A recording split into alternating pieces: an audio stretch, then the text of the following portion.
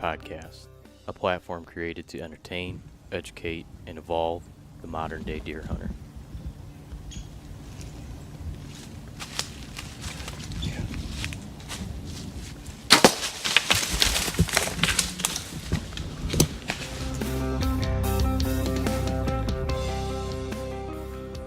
So you made it to Michigan. Made it. Actually, I had a schedule. Yeah. So what happened to your truck? You said you're getting 3 miles to the gallon? Yeah, it's, you know what? That's what you get for driving a 16-year-old Burb with an 8.1 in it. Yeah. No, usually we get about 6. Here's the deal is I rented a couple of diesel pickups there for about 4 years, and I only got about 10 miles to the gallon. And you know what? I got a good buy on this thing a few years ago, and it's been a great vehicle. It tows great, actually. Usually I get about 6, like I say, but we had a lot of mechanical issues that didn't get resolved right before we left for PA. So, yeah, it cost us $1,000 in fuel to go 1,000 miles. Holy shit. And then halfway back, we dropped the trailer in Michigan because we had to come back for this show in a few days. So at least we got a little better mileage, and we got the vehicle fixed. So we're back up to 6 miles to the gallon. God. Yeah, we're making all kinds of money here now. What was going on? It ended up being a crankshaft sensor, but I had it into the dealer, into different mechanics. They were doing all kinds of tests on it, replacing coils. I did that actually out on the road, replaced all the spark plugs, spark plug wires, all that, and you know how it is. Like, oh, we'll plug this into our computer and it'll tell us exactly what's wrong. No, it won't. It'll tell you this part, that part, and in the end, it'll never tell you what part you need. You just got to buy about 18 parts before you finally get the right one. Oh, you can't return all those parts either. Yeah, I'm amazed by the amount of vehicle repairs that you guys did. Like, were you mechanically inclined before you started this? Did you work in the... I grew up on a farm, so it's like kind of one of them deals. Everything's always changing broken. Wheelbarrows, whatever. You just figure it out as you go. But, here's the deal is I spent so much money into my Burb the last 2 years, I could own a brand new truck, at least monthly payments throughout the year, not actually go out and buy one. But it's like sometimes I scratch my head, like, why don't I just go get a new truck? But I'm just kind of like, resistant in that, I like to kick as much money back into, like all our camera equipment. And I mean, I'll spend $30,000 on a new camera setup, but like I'll keep driving my minivan. I get that, and So- I respect and appreciate that too. I try to maintain older vehicles versus paying for a brand new truck payment and things Right. of that nature. Yeah, and I'm so hard on a truck. I couldn't justify taking it out hunting because it wouldn't be the same vehicle after a season. So is it just kind of a product of the amount of miles that you guys drive that I see so much of this flat tires and vehicle repairs and whatnot, or is a lot of it just a combination of bad luck and the amount of vehicles that you... I don't really think it's too much bad luck. It's just a lot of gravel miles. I mean, you're talking thousands of gravel miles and throughout the year, and it's not good on a lot of those parts, and so things happen, things break, and I'm not I'm hard on things. So Yeah. I'm go during hunting season. It's just like 100 miles an hour for me. How many miles a year do you put on vehicles? I don't even honestly, I don't know. Probably 100,000? Yeah, I don't think quite 100,000, but I don't know. 60,000 maybe, but 4 months of that, 5 months of that, I don't put anything on because I'm editing. So Right. I mean, it's a lot in a short amount of time. Show season and then hunting season. Yeah.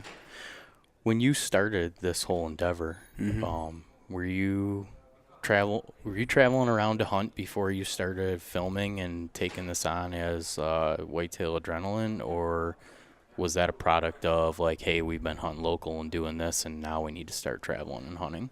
I had done a few out-of-state trips.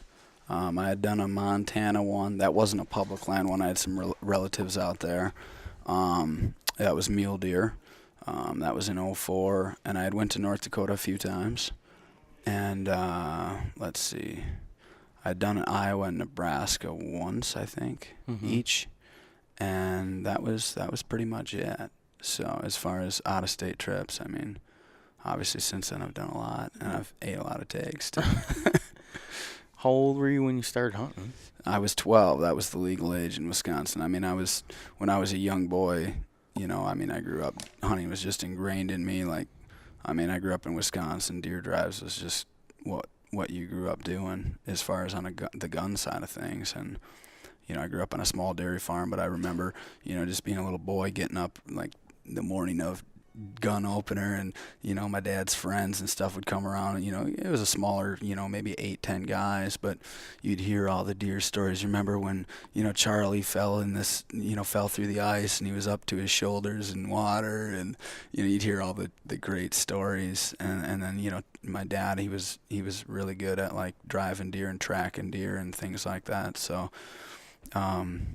it just got ingrained in me, and I'd go out there. A lot of times, like Monday would come around, or the school days, and I'd get one maybe 2 drives in before the school bus would get there. Usually it was about 1, and I remember I wasn't old enough to hunt, but I'd like, in the cornfields, I'd like peek down the rows, and like when I'd see a doe or something, like I couldn't carry a weapon, so I'd like backtrack and I'd see how close I could get to him, and I didn't really care which direction. I wasn't trying to direct him to anybody. I was just trying to see how close I could get. It was always fun. It was a game. So. Did your family hunt? Yeah. Did you have older siblings? Yep. Or dad? Yeah, I got an older brother, 2 younger brothers, and 2 younger sisters, and they all hunt. Okay. So my mom, she doesn't hunt. She's the only one. Okay. So, yeah. So it was a family ordeal. My right. situation was a little different. My brother and I both loved hunting. Mm-hmm. We grew up on a farm also, but our dad ran a business. Mm-hmm. He didn't have time to hunt. Sure. So we just kind of seat of our pants, right, and learned on the fly, and it's been interesting. I've learned more in this last year, starting this whole thing, and just socializing with other people that deer hunt at a high level than I did in 20 years of trying to figure it out on my own. Yeah.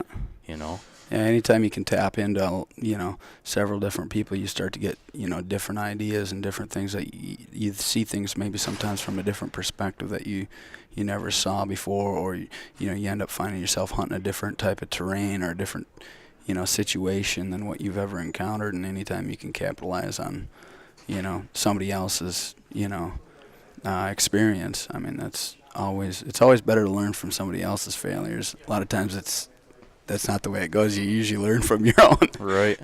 I call it riding coattails, and I do a lot of that. Like my brother and his friends, they did their first out-of-state hunt this year. And they're like, you got to come. I'm like, I'm just going to sit back, watch you guys for a year. Yeah. Next year, you'll have it all figured out. Yeah. I'll ride your coattails to success. Yeah, we call that guinea pigging. Right. Yeah.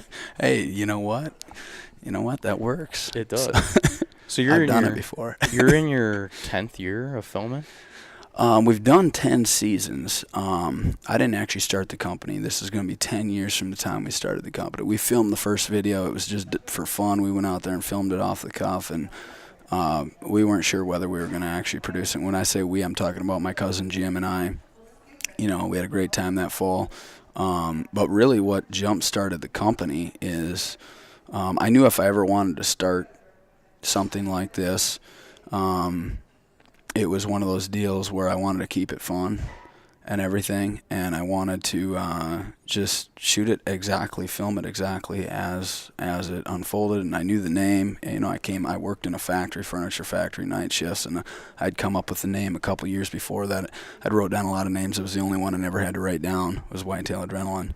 So I knew that was going to be it. But, I lost my job in March of 10 years ago, so it would have been March of '08. No. And when they walked me out of the factory, I went straight home and literally started on the project right then, editing, and it took me about 50 days to get it wrapped up and done. And that was the preliminary run. That was before we launched the all public. That was a by permission, and then we had a little bit of public land stuff on there, but I mean it was all like knock on door stuff that we had access to. It wasn't like paid leases and stuff. But right. My cousin and I, we grew up hunting a big public land swamp and a lot of private local farms that a lot of people could have hunted or did hunt. So we grew up with that, and I kind of, at that time in my life, I had some access to some pretty good ground. I didn't have to pay to hunt it, but I had lost a lot of the adventure that I grew up being used to. Like, can go here, can go there. You know, I had a lot. I was just kind of like, I felt like trapped almost, and so doing the public land thing just felt more relieving. Yeah. I felt a lot more freedom in it. I didn't feel like I was bound. I was doing all the trail cameras, and there was a lot of other hunters that could still hunt this ground that I could. But I was like almost like trying to micromanage it a little bit, and it was just making me miserable. I couldn't hardly, it was just like I didn't even hardly enjoy hunting anymore. And so the season before we filmed Preliminary Run, I took that whole season off. I'd been filming some one for a writer the year before in '05, and then for fun since I was 16. But I took all of '06 off, didn't film, just went hunting and did my thing because I was trying to figure out like what's going on, like why don't I enjoy hunting? It's what I've always lived for. It's what I love to do. And there's a handful of different things that really kind of pushed me in the direction of the public land thing and the style of how we hunt. That season was really a defining season where I turned the corner on like, okay, I do enjoy hunting. It's just how I was filming things was not how we do with our Whitetail Adrenaline stuff. So that really actually got things rolling as far as why it's always been filmed the way it's filmed. It's fun for us. We have a great time.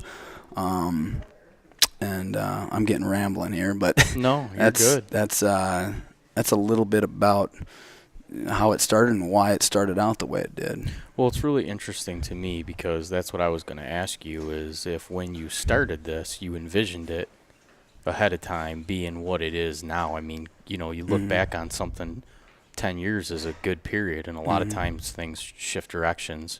Yeah. Or when you started it, you thought it was going to be this, and then at 10 years you look back and you're like, oh, we're far from what I thought it would be. But you sound like you're kind of lining up with like you had this vision and you've kind of executed it right to a T. We right from the beginning, there was a handful of different things we wanted to make sure we always retained.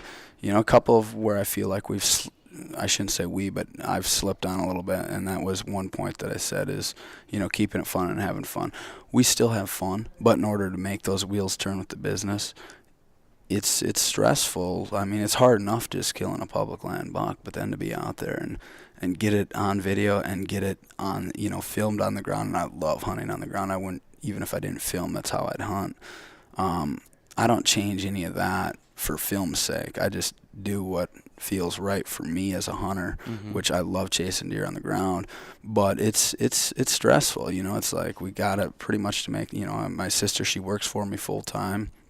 And, there's a lot of overhead there. So we got to have 2 videos come out each year pretty much to just make those wheels just barely turn and keep it going. I mean, we could always go the sponsored route, but it's something that I've never really wanted to. I mean, I got a lot of stories about the grind of, it's like, it's been tempting, but I always wanted to build it just solely on the people buying the videos, buying the apparel, and fund the whole thing that way.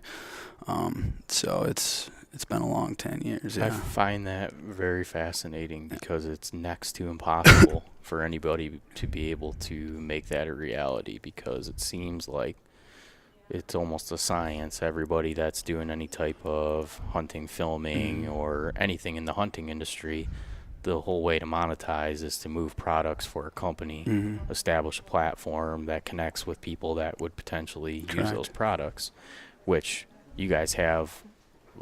From what I've seen from the people that I talk to that watch your guys' show, you have a real die-hard fan base that where, like, if you're like, check out this broadhead, like the freaking sales would go. I mean, it's just it's a no-brainer. I mean, you know what? I truly believe, like, on a production level, I mean, we have the most loyal, dedicated support base in the world. I mean, I can't get back to people on a one-on-one basis like I could in the early years, just because it's like I run myself into the ground just trying to keep everything else handled, like all the editing and going on the shows. And then out there in the field, you're not sitting in a tree stand where you got 10 hours on your phone. You're like moving around trying to figure out where's the next spot we need to hit and stuff. So That was actually really stressful for me a few years ago when I started to hit the point where I couldn't get back to people on a one-to-one basis because the whole, you know, nuts and bolts of why we can still do it is because they've been such loyal supporters. So that was really hard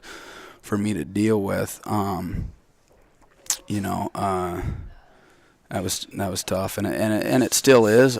You know, it's just I've gotten to a point where it's like you just kind of gotta accept that some things are. I love going to these shows. I'd miss them if I didn't do it because that's where I can, you know, at least still see these people. Yeah, I mean, I got people that I came to this show. This was like the first big trade show I did. It was right here in Michigan. Yeah, nine years ago. We're in Lansing right now at the is it the Field and Stream? Is Yeah, that who yeah, puts Field this and on? Stream. It's the Field and Stream Deer and Turkey Expo. Yeah.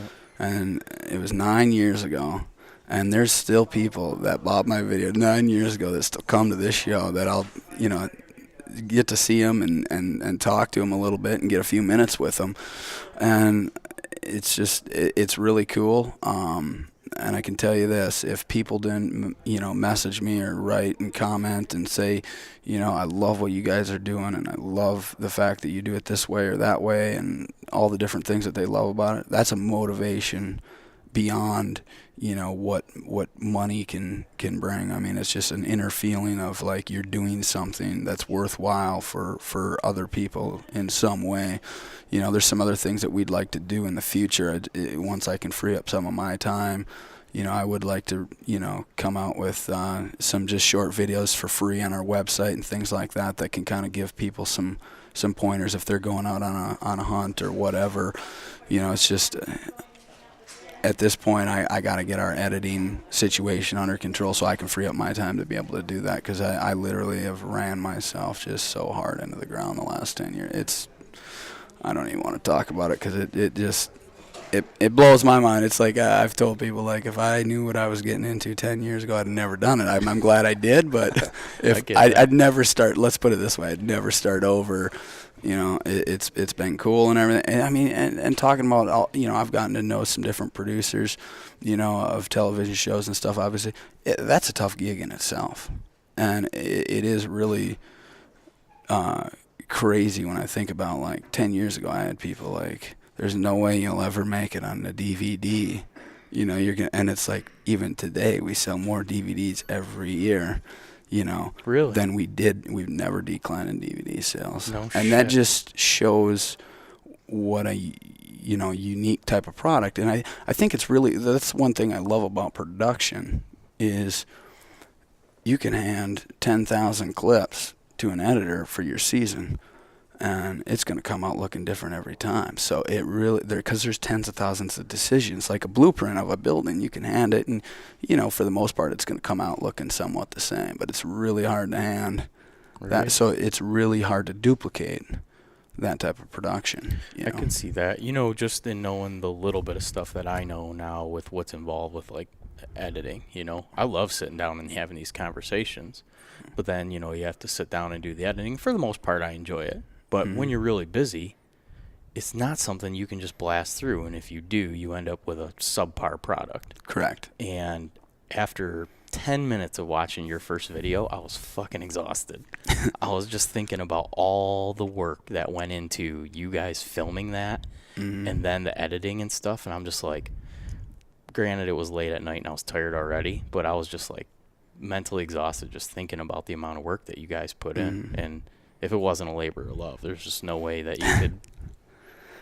Yeah, it's crazy. I mean, I got a lot of stories of the edits. I mean, even this last year's edit, my buddy John, he came out. He's from PA. He came out and gave me a hand, and it was like something like 35, 40 days. And we'd been going at the grind I'd been going at it for, I think, about 75 or 80 days, pretty strong.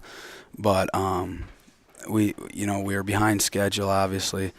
And it was like, you know what, let's just take a few hours. And it was the Conor McGregor fight. And it was just like, whatever, let's just go watch it. Just take a few hours. It's like, whatever, we could live without it. But it was just like, we needed a little bit of a break. And I was like, let's just go. And he jumps in my vehicle. And we're driving to a buddy of mine's place to go watch it. And he just kind of nonchalantly mentions it. And he's like, this is the first time I've left the house. And I was like, holy crap, I just realized that. Like, I'd left a handful of times, like, whatever, run into the gas station a couple miles up the road, or whatever. But that was literally, other than he walked out of the house a few times and, went for a See the walk sun. around the block a little bit. But literally, I mean, you run yourself into the ground editing this to try to get it out the door at a high level. And when you get done, John and I have talked about this, when you get done with that edit and you're finally done, it's like you come out into the real world where everybody else is at, and you feel you're in a place of like, I've been here before, but it feels a little bit like you just came from the moon or another planet and you landed here, and it's like, wow, I believe. people. And you hear, like, the first time you hear like a stream or a river, or you get close to running water, and you're just like, whoa, this is what it's like. And it's weird because, I mean, you've been editing all this content of what the outside is like, but it's like you have literally, locked yourself into this computer monitor and this schedule that's just so beyond what, I mean, I couldn't tell you how many times we've, 30 hours straight, 24 hours straight. I mean, this year, well, Defiance, it was 60 hours straight on my final push. This last project, I worked 24 hours, then I slept for 3, worked another 18 to get finished up. Was 17 days late on the hunting season. I hadn't looked at my hunting clothes, anything hunting related, or any of the camera gear. I took 7 hours to pack all that up, and I drove to New Mexico, all on that 3 hours of sleep. So I worked at 24, slept 3, worked 18 to finish the edit, packed all my stuff up in 7, never even washed my hunting clothes, and drove all the way to New Mexico before I was right on the border in New Mexico, and I finally was just like, you know what, we're an hour from where we need to be or whatever. I'm going to take a nap here. That's insane. It is, but the thing about the mind is once you say, you know what, I'm going to do this, Right. I got to do this, and you put your backs against the wall, it's surprising what you can push yourself to. Right.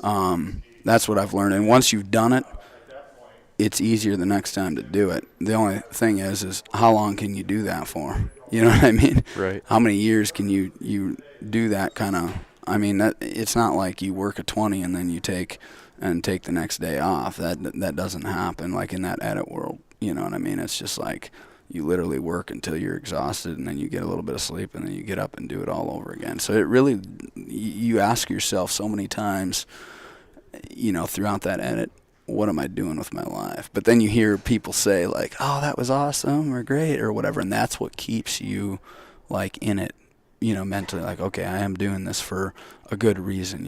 It's bringing value to people in some way. No, I totally get that. There was times when I started this, and this was out of my wheelhouse completely, where, I'm watching things on YouTube, tutorials and things. I'm thinking, how am I ever going to figure this out? But the fact that I had already told people that I was going to do it, and they're like, hey, can't wait, that's exciting. Yeah. I'm like, well, I can't let them down. I can't just not show up with it. Right. And now it's up and rolling. I couldn't imagine not doing it, but God, I don't put those. I mean, it's a lot different too, right? I mean, imagine you're around my age. 10 years ago, it was a bit more energy, right? Well, yeah, obviously 10 years older. I mean, I feel like I can pull those shifts probably even easier than I did 10 years ago. Really? But it affects me a little bit more, like, like I feel like if I don't get a wrap on it here and get that under control a little bit more, and we're working towards it. We got a guy that's a good buddy of mine, been a buddy of mine for 12, 13 years. He's helping out with the edit full time now, and he's doing a real good job. It's going to take a little while. I'm not going to, I'm expecting a full load this year yet, but we're hoping that's going to alleviate and give me a little bit more balance, which is what I'm looking for and what I need, and that'll be better for the whole company. I mean, you'll see the production kind of raise in value again once we can get that under get that under control a little bit. So it's crazy, but you know what? Here's the deal: is I can't sit still. Like I sit still and I go crazy. Did you ever tree stand hunt? I did. Yeah, I've tree stand. I tell you what, I grew up. My dad would just, we'd go out into the woods. My dad would just point at a tree. Okay, this looks like, you think you can climb up there and sit in that crotch? It's like you weren't carrying tree pegs with you. Just climbing trees. Just climbing trees like a monkey and getting up there, and you might have one leg that you can fit in that crotch and your other leg's on the other one. That's how I shot my first buck. Like, No the kidding. crotch was so tight, like I just wedged myself in that crotch of the tree, and only had room for one foot, and I just put my other foot on the other one. Like, there was no tree stands, but I got about 17 years old, I think it was, and I bought a couple of tree stands, and I did do some tree stand hunting. But you know what? Every time I got on the ground, it just seemed like I was on more deer, and it just seemed like it was more of a rush for me and more exciting. So, and that's what I love about whitetail hunting is I love that chase. I love that, they kick my ass sometimes, you know what I mean? They just, Right. I go after one, and 4 hours later, it's like you were so close and you just didn't capitalize, and it drives you crazy, but that's what keeps you hooked. Or me. I'm talking about me. When I say you, I'm talking about, my own personal, Yeah. deal. Well, the adrenaline factor, I mean, that's why I do it. Mm-hmm. I mean, kind of nailed it with the name. Even if people aren't doing it at the pace that you're doing it, where you're literally running after them on the ground with a longbow, Mm-hmm. nobody's kidding me. You're not just going out there for the meat or the horns. Everybody likes that little adrenaline rush. Right, There's right. no way to replicate it. And I don't care how anybody else's hunts. Do what makes you tick. Do what gets you jacked up. I Right. mean, that's just, that '06 season. I shot a buck. I pretty much knew he was going to come out to this hayfield, and it was I had a double bull blind, it was 500 bucks for that thing, and I went out there and I set up that blind, and that buck came out. And I waited for the perfect angle and everything, and shot and dropped him, and and it just like I was just like, this doesn't really get me jacked up. But my buddy that hunted the same ground, I knew he loved hunting out of that blind. Like, I'd let him use it sometimes, so I just gave it to him. That was the last time I ever hunted out of a blind. Got nothing against it. Whatever makes you tick. It just didn't do it for me, and so I mean, I'm sure he's shot a pile of deer out of it now, but it just wasn't my thing. And so that's partly why I love doing deer drives when I gun hunt, is because so many times those deer get away, and for me, that feels like it's more fair chase for me. Not that that isn't how I just said, but for me, it just feels like so many times those deer do get away, and so many times they win. And maybe the shots aren't as clean as ethical, but it's not very often you ever lose a deer with a gun. It's very rare, actually, as long as you put forth a good effort and everything. But it just feels like, and maybe it's just partly of what I grew up with, like that's what was ingrained in me. I don't know, but I just love it. And so when I deer hunt that, and I like tracking. I haven't really gotten a whole lot of good track situations yet, for our videos, but I got some ideas, and that's one thing that we want to try to get a little bit more of down the road, the right situations. Tracking bucks into their bed and shooting them out of their beds. Yep. Hell yeah. Yeah, my dad just a couple years ago shot one with a bow, tracked him down. Really? In the snow. Yeah. Yeah, I'm excited this weekend. We're going to Wisconsin to spend all day tomorrow with Dan Infault in the woods, and he's pretty good at it. Pretty good is an understatement. Yeah. He knows. I mean, that guy, he's a resource beyond anything that I could bring. I mean, he's just out there all the time. That's what he's always done. I met Dan. I think I met him actually at this show. If it wasn't at this show, it was this show season 9 years ago. It's the first time I met Dan, and you could tell right away he was, ornery in a good way. Like, this guy knows what he's talking about. You can't BS this guy one bit. I mean, it was just funny. I mean, he knows. He does. I mean, that guy is. His brain works a little differently. Well, and not only just that, like, what I do is a lot of the stuff that I target is lower pressure. Some of the stuff is high pressure, but that's what he's in, like, the heart of some of the most pressured public land hunting situations that there are, in southeast Wisconsin and stuff. And that's a whole different ball game than compared to what I'm doing a lot of times. You know what I mean? I do. And you really gotta, for me to come into a lot of those situations and do well, I'd have to tap into a lot of, and I would tap into a lot of what he's wrote about and what he talks about, just to get me up to speed a little bit more on that. You know what I mean? Right. No, So. I absolutely do. I've been following him for a couple of years now because that's how I hunt. Family, full-time job. I don't have the ability to do much traveling. Mhm. I hope to change that at some point. Actually, this year I might go hunt Wisconsin, Mm-hmm. because Wisconsin actually has noticeably less pressure than Michigan. Mm-hmm. Michigan's just, it's combat hunting, full out. There's just no escaping it, Right. and it's a good and a bad thing. The culture is so strong because everyone hunts. Right. Everyone hunts. And everybody thinks that the state's going to write some kind of law or pass something, and all of a sudden we're going to be a big buck state and there's going to be all this opportunity. You're never going to change the density of deer hunters in this state. It's not Mm-hmm. going to happen. There's only so much square footage. Right. And, when you're competing with everybody else, schools close for opening day of, Right. of deer season. Because Right. kids, they won't even show up. Right. People have their priorities, and deer hunting is a big one, and you're just not going to change that. So I have to figure out how to hunt these areas and try to Mm-hmm. be successful. And these deer are different creatures. Right. It is amazing, and that's what I'm kind of focused on, is how to hunt deer where they both do and don't exist at the exact same time, because they're Mm-hmm. there. Right. They run cameras. Right. You see them at night, Right. but you never see them Yeah. ever. Right. Where are they? It's just been ingrained in them for generations of deer upon generations, because you've always had this pressure here, so they're ingrained to be more night creatures, Right.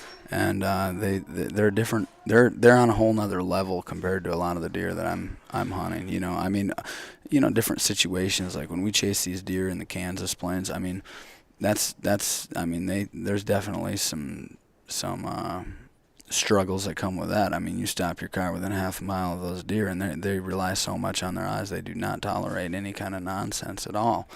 And they're just different. You hunt deer in different situations, different terrains, different levels of pressure, and they're all a different. They're the same, but they're different. They Yeah. operate a little bit different. And you got to adjust. You got to be adaptable. That was an exact question I was going to ask you, is because you've traveled so much and hunted so many different states. Like, how different actually is deer behavior, this area versus this area? Because, the little bit that I've done, just going down to Ohio and over to Wisconsin and Michigan, even northern to southern Michigan, Mm-hmm.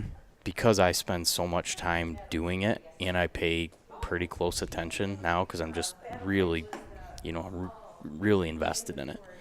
And I really see how there's so many variables. Right. And I would imagine that scale stretches out quite a bit when you start traveling hundreds of miles and over different states. Oh yeah. Oh yeah. You run into situations where you come across a gem that, doesn't get hardly any pressure, and those deer, don't operate the same as like your Wisconsin, or I've never hunted Michigan, but trust me, I've talked to enough people. I got a lot of Michigan friends. Right. There's a reason I haven't come to Michigan. I mean, I do want to someday, but in order for me to do that, I mean, people want to see action, and they For want to sure. see.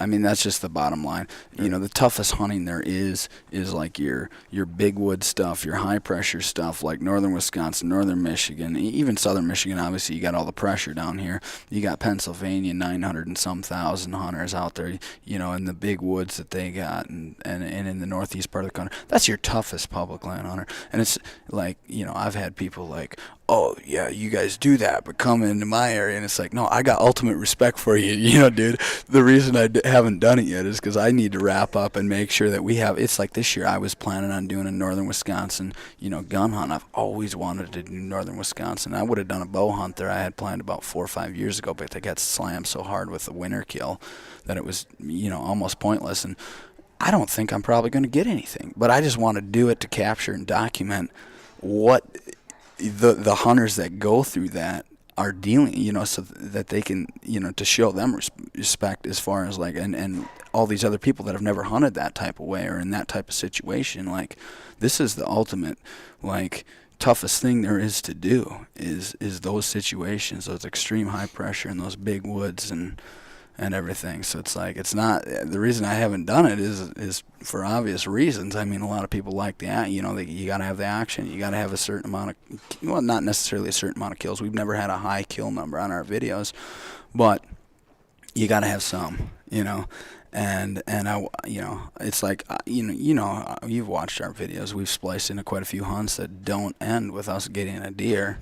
And that's exactly what I picture will probably happen with some of these hunts that, it's like I've wanted to do the Adirondacks mountains and tracking a big buck down or trying to, and a lot of those hunts that I have pictured in my head that I want to do, I don't plan on probably getting one. I mean, I'm going to try and do my best, but, and I almost don't want to get one because if I do, then it's like, okay, well, he had inside information or something, which is nothing that I do. I mean, I don't get a hold of people like, in these states that we go to, it's not like I got buddies that I call up like, hey, what's going on over there? Because it would defeat the whole do-it-yourself and off-the-cuff style that we have going on, and it wouldn't be the same. The videos wouldn't be the same. So, and that goes back to one of the principles that we kind of, in our first year, we're like, okay, we're not going to do this.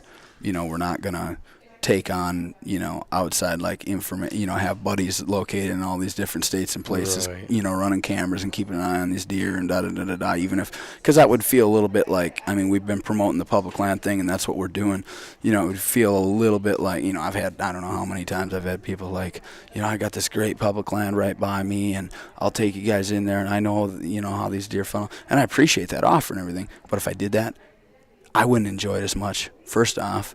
It wouldn't feel the same for me. But then it'd be like a little bit cheating. Like, yeah, you're doing it public land, but it'd be kind of like a guided public land thing to some degree. I mean, maybe you wouldn't be paying them, but I mean, it wouldn't feel the same for me. So, Right.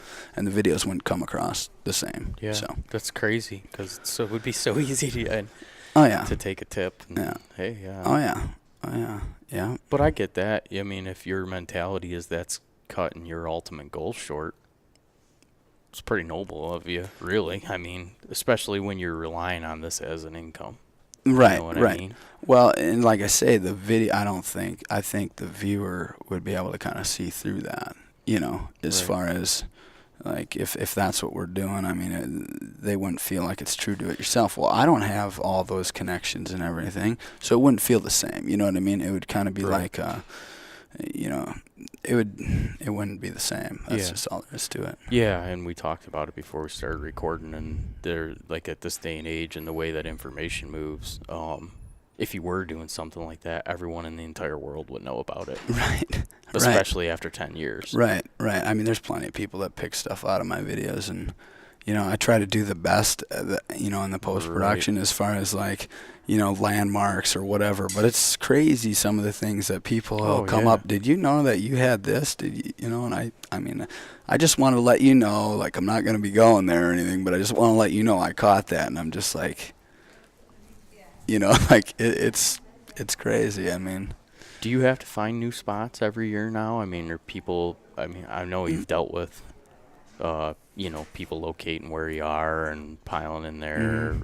How much is it year to year that you're going to places that you've already hunted and found, or every year you're trying to add? Every year we're trying, we're trying to find new stuff, new areas, and some of it is just like, it's just like our Kansas deer drives. All right, we did that for I forget how many years, and we got that pretty dialed in, and it was actually really awesome because we'd do Wisconsin gun right before it, and we would get smoked like drive after drive, day after day, and we'd be grinding, we wouldn't get anything, or maybe we'd get one, but you'd get your butt kicked, and then we'd go to Kansas and we'd have that dialed in, and it was like, whew, awesome. It feels great. We're having some great drives now.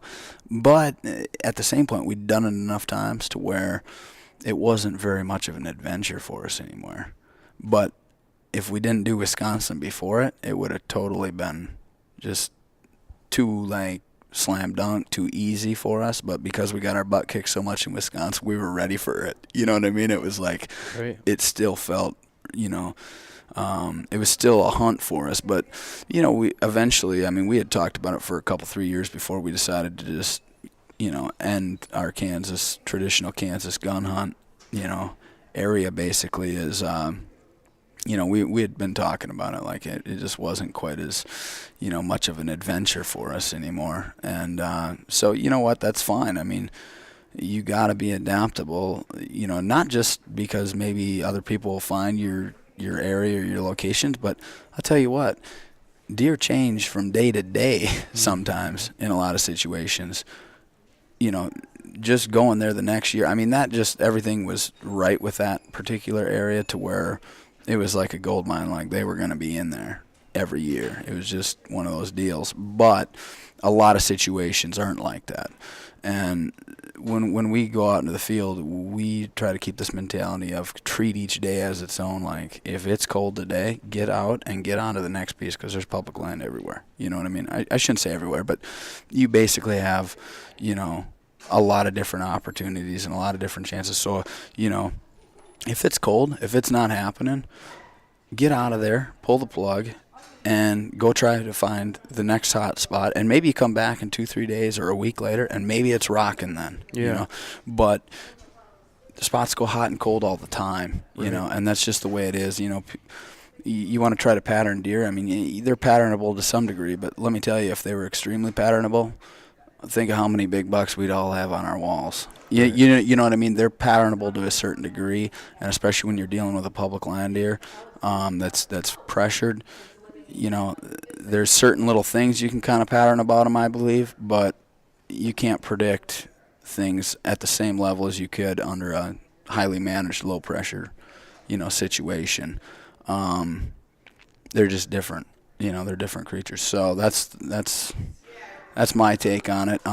But I think that mentality is what has kept us, like, when we mess up on a big buck or we don't get him or whatever, or the spot goes cold, that's why we can quickly get on something else, is because we're very quick to pull the plug on something if it's not working. And big deal. I don't need to know every little detail about this piece of public that I'm going to step foot into next.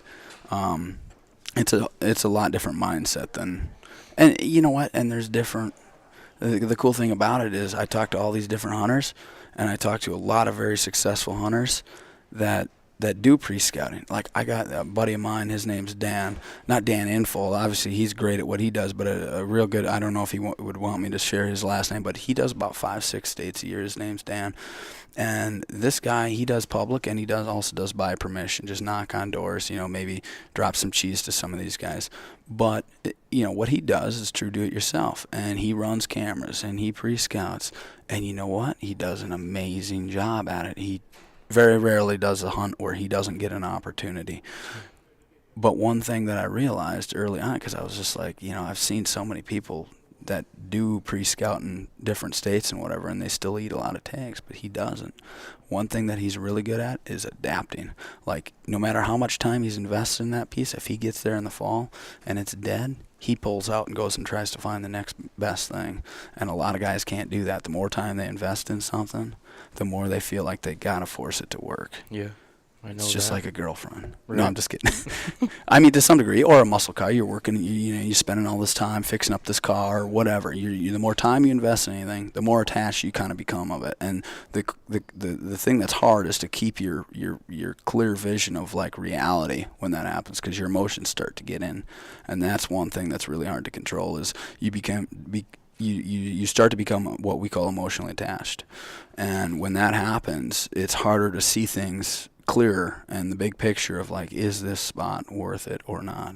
Am I wasting my time here or not? And so, yeah, I mean, that's some things that we've learned over the years. What do you usually give it a hunt, or is it like 10 minutes? You walk in and you're like, nope, or is it all different? That's the thing about it, is it's a lot of art in it. It's a feel. I mean, I've walked into spots that have everything that feels right sign-wise, but it just, something about it doesn't feel right. Like, and a lot of times it just comes down to, you know what, this seems like it's a small acreage piece of public, and these deer are probably residing on private, and they're not here right now, and they could be just having an off day or two. It could be peak rut. They're locked down with a doe sitting over on private or sitting over here, and that's why there's nothing there. And that's one of those situations where it's not always good just to scrap it forever, but maybe you go invest your time the rest of that day somewhere else if it doesn't feel like things are happening. Maybe slide back in there the next day, and maybe it'll be, I mean, I had that exact situation.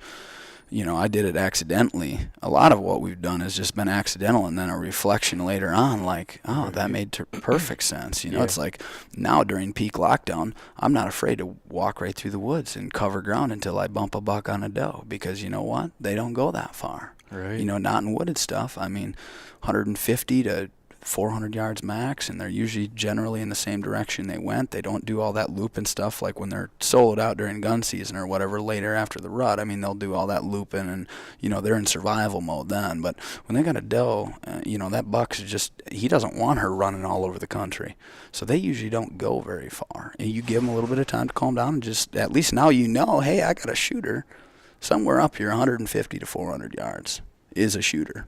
And so now you just give them a little bit of time to forget about you, and you can kind of slip in there. And we've done that. The first couple of times we did it, it was an accident. We didn't mean to do it. And then all of a sudden it's like, wait a minute, we can use this as a tactic. It sounds crazy, but it works, I mean, that's how my dad, he shot one the year before he tracked that one down.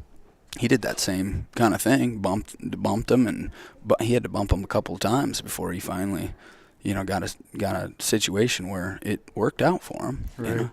He's in his 50s, But that's the thing is you got to try things, sometimes that are off the charts or, we talk about it all the time. The slam dunk situations that you think are going to work, a lot of times don't work. And then these crazy off the wall things that at first you're like, there's no way that's going to work. Sometimes just work, it's a numbers game. Yeah. So, right. Yeah, obviously you get to invest a little more time than what some people are afforded. Right. So you can be a little bit more aggressive, but there's probably a middle point to that versus, like you said, going and pounding the same piece all the time and just sitting there going, nope, not happening today. Damn it, where's the deer? This sucks. Right. This state needs better regulations. That's Versus the just thing. pulling the plug and saying, hey, man, this is on me. I got to make this happen. Yes, and you just hit on an important part right there, is you're deciding. Like I hear so many people, the rut was terrible this year. Well, when you're hunting like that aggressively on the ground, you don't notice it as much because you're controlling more of the outcome of your season. And so what you just said there, where you hear it all the time, people blaming the regulations, this, that, or da da da da da da da da da. List goes on and on. That creates a very negative, attitude and a very negative mentality, and it's not very easy to get good. It's not. You just don't get good results typically with that type of thinking. So, and that just goes hand in hand. You go out there and you grind day after day, and it's just not working. It's hard not to be negative. You know what I mean? It just is. Yeah, no, and So, I get that. And it can affect, I've almost thought, like, at some point in time, like, your mentality, you can almost think a deer in front of you. mm-hmm. Like you said about going into a spot, it just doesn't feel right. And sometimes it doesn't, but sometimes to me, it's just my head's not right. Mm-hmm. It's like, I'm not going to sit here. I'm not going to see a deer. Mm-hmm. But then maybe 30 minutes go by and I start thinking about it a little bit differently. And maybe the light changes or the wind shift or something changes, and all of a sudden it's like, all right, this is starting to feel good. Mm-hmm. And my mentality starts getting, and maybe it's just the willingness to sit in there a little bit longer, and what do you know? Holy shit. I'm starting to see some deer. Right. It's a weird thing, but I don't know. Oh, yeah. No, I know what you mean. I mean, there's definitely been times I guarantee you there's been plenty of times where we've pulled the plug on stuff and made the wrong call. But, that's part of the hunt, So Right. you don't always make the right call or the right. It's not, hunting isn't about like, I'm the perfect hunter or I'm the best at this and I never make mistakes. It's about going out there and just doing your best to, pursue this animal or whatever, and having a good, some people hunt to have a good time, Right. And like my cousin Jim, he just likes to go hunt and have a good time. Yeah. You know what? And I can appreciate that. Me, I like a challenge. I like a sport. I like a chase. I like, I like that. I mean, as twisted as this might sound, I like the fact that sometimes I eat tags. Sometimes, it kicks my butt because that's what keeps me Right. coming back. That's what keeps me really enjoying it. Well, it seems like you really invest your time into hunting. I see a lot of people, and I've been negligent of it in the past, and I try to be more cognizant of it now, of not investing my time into, I need this gear, or I need the, products and gear and little fumbly things that you think are going to make you a better hunter versus actually investing your time in being in the woods and trying to focus and figure things out. What do you own? A muzzleloader and a longbow? I own a muzzleloader. I own a handgun too. I bought last year for out west, bear protection kind of thing. If I've been trying to do some elk bow hunting here. Okay. I suck at that too, but what's new? Anyways, yeah, and then I got a handful of different longbows I own, and I got my original when I was 12. I got an 870 Wingmaster, and that's my weaponry. I mean, here's the deal, is and I've bought quite a bit of hunting stuff over the last few. I didn't so much in the early years of the business because I didn't have the cash. I didn't have any money to literally like I'm using I was using 15-year-old scent lock garments, and not because they were scent lock, because they were olive green. You know what I mean? It's not like they worked anymore or anything. It's just like that's what I had. And it's like I just made it work. And that's the thing is, you don't need. It's like Chansey this year. He shot a couple of mid 160s in a 72-hour period. And you know what he shot him in? He went to Walmart before the whole honestly. He got like some $18 Ozark trail shoes. He got a pair of $21 four-way stretch tan Wranglers, which are awesome, by the way. I mean, literally, I can't even believe they're $20. He got those, and he got a thermal. So he spent like $50, and he just took a spray paint can to him. And to be honest, I mean, as soon as you let it air out a little bit, the odor's pretty well gone, and it's not really a human odor anyways. And we're out there with two guys, so we're always watching the wind anyways, so we don't worry too much about that. But all I'm saying is, it's like the big one I got a couple of years ago. I was just wearing spray painted khakis and spray painted thermal on that. It's just like all I'm saying is you don't need, like the best of this or that. One thing I do really have to have is good optics for glassing, because I'm spotting stock. I'm trying, and those are really important to me. Yeah. I feel lost if I don't have I optics. see they're glued to you.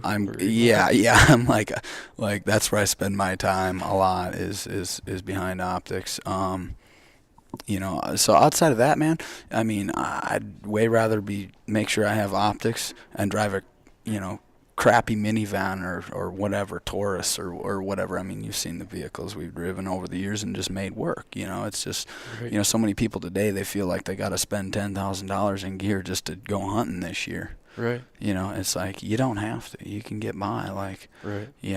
because to be honest with you, it's not really going to make or break you in a big way, not in my opinion anyways. It's not going to make the biggest difference is going to be your mind and how you see things and how you adapt to different situations. That's a lot more important. Yeah, as far as clothing and gear, it's important that it fits and that it's comfortable. And if you're comfortable in it, you can have a better mindset. I've noticed, if Yep. I'm out there and I'm not comfortable, it's hard to stay focused. Yep. If I'm comfortable, I wondered because I see even this year it's fucking cold and you guys are wearing jeans. I'm like, that can't be all that comfortable for walking around and it's cold out. But I wonder for gun hunting or what? yeah, Yeah, jeans is kind of a traditional thing. I love wearing jeans. I mean, I got fleece bottoms I wear under it, but that's what I grew up doing, and I love wearing blue jeans. Yeah. I mean, there's been a couple stocks where I've done in blue jeans with a bow, but that's just kind of like spur of the moment. Like had the jeans on, didn't have time to throw anything else on. I mean, my dad, he's shot a lot of deer with his bow with blue jeans on. I mean, it works. well, they're quiet. It's one of those deals where it's sometimes you just got to make it work, and that's a little bit going back to when I was miserable, back in the 05, 06 region. It's like I was miserable because I felt like I had to do all these things, and it's like I got to a point where I could beat a deer's nose no problem, but it like kind of took a little bit of the fun out of it, because it was like it was becoming too much of a job for me. It's like, this isn't why I hunt. I don't want to hunt because I don't need another job. I got a job already. That was when I worked in the factory. It's like I want hunting to be fun. And so it's like, I don't get too caught up in the details, or try to. I mean, I am kind of detail oriented. It's just sometimes all the guys that have hunted with me, they know sometimes I get ornery about certain little things, but it's just spur of the moment orneriness. Right. So.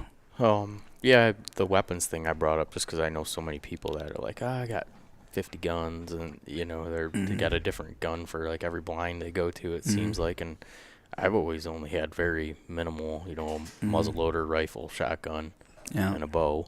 I have Right. two bows now. I have a compound and a recurve. Yeah. But yeah, I noticed that on this year's video that you were saying, yeah, this is the only gun I own versus my old 870, and Yeah. I'll just think somebody that does what you do might have Might a have a small few more. collection. Yeah. But I get it. It's and the people that own 50, I got buddies that own tons of guns. That's cool. Whatever you're into. All I'm saying is, and that was part of the basis too. Is we wanted to, when we did the videos, we wanted to make sure that people, that maybe didn't have, maybe it was a 16-year-old kid. We didn't want to make him feel like he needed to spend $10,000 to be. We wanted him to see, yep, I can drive a piece of crap car, and I don't need all this just to get rolling and hunting. Right. And we wanted to make sure that we, had that. And part of that was just, it wasn't like fake. That's where I was at in my life. Like I was $35,000 in debt, and all of a sudden out of a job. And then trying to make a hunting DVD a success when TV was blowing up and DVD sales were on their way out. It's like, it's like I could tell you stories about how I lived and, eating 72-cent a pound spaghetti without sauce or anything, just sometimes without butter even, it's just crazy. But what you'll do sometimes, but you know what? When your back's against the wall, you just do what it takes sometimes, Yeah. So. Your bow. Yeah. You said you got a couple different. I got a bows? handful. I kind of been into collecting them a little bit. When did you hunt with a traditional bow for a long time, or was that something where? Because I don't remember when this happened. I mean, I know the last couple of years, your videos, you've been hunting with a longbow, but I don't remember the transition. Right. When I was about 16, I had, I grew up, my first bow was an $80 Black Bear from Fleet Farm with the plastic wheels. Oh, yeah. It was a 40-pound max bow, and that was a hand-me-down from my older brother. That's what I started with. And then I got to, I think I was 15, and I just loved hunting so much or whatever. I got a Matthews FX. It's a great bow. Loved the bow. It was obviously a big jump in what I had been using. And I think I did that for a year or two, but then my dad had some recurves laying around. And I took one summer and I was shooting that recurve a lot, but I just could not get dialed in. But I loved it, but I just, couldn't get dialed in, to what I felt was where I was confident enough with it. So I never touched one again until it was the fall of 2011. A buddy of mine, I was up in northern Wisconsin, he invited me up. He was up there archery hunting, and I just came up for like a day or two to see him and visit with him, not doing any hunting. But he had a recurve there that he was hunting with, and we had some different discussions about, traditional hunting or whatever, and he put that bow in my hand, and I was shooting it, and I lost a couple of his arrows, and, but it was so much fun, and it was so addicting, and with how we were hunting on the ground and stuff, I could see that it has some advantages or whatever, and I just loved it. So I was at a show in Pennsylvania the next February, and after that point, I also missed 3 bucks with a compound that season after I shot that recurve. And this guy came through, and he had a beautiful longbow there, and he made them.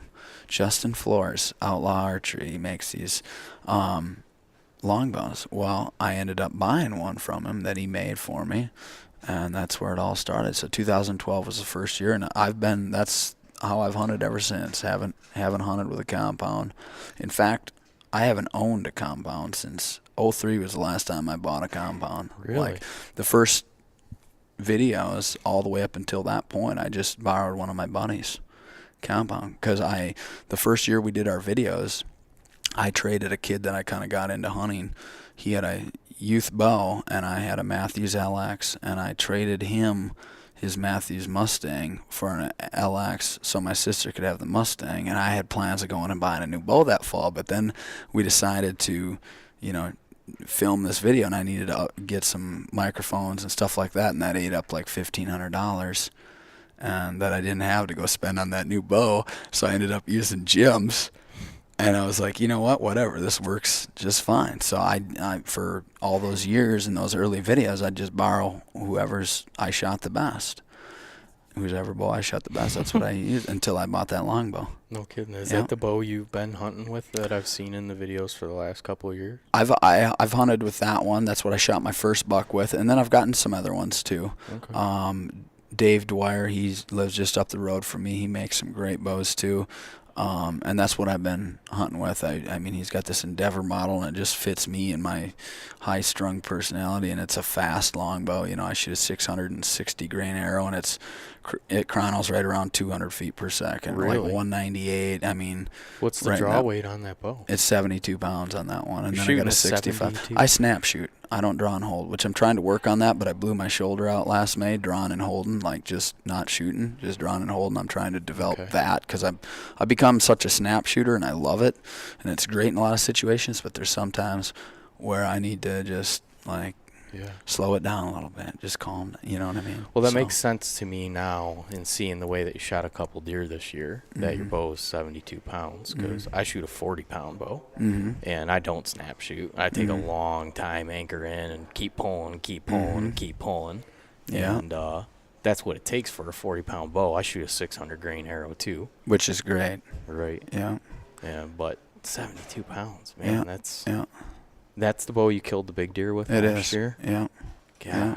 Did you get a, was that deer some type of record? You know, I never dug into it just because I'm not a record Yeah. kind of like, that's not why I But hunt. I thought I had heard that he Um, was potentially a record. As far as I know, with an actual longbow, it is, and that's going off of Gordon Whittington from North American Whitetail. I guess he had told Haynes, who I was dealing with on the article, he had told him that he didn't know of a bigger one, and he knows so many of these big deer. That's what he's done for all these years. He didn't know of a bigger one being actually taken with a longbow. So in that state? anywhere, for sure. I'm sure it's this, state with a longbow, That but was I mean, I Kansas? don't think there's any, record for that. I guess I never really looked into it, but as far as like, biggest typical or whatever with a longbow, I haven't ever looked into. That's crazy.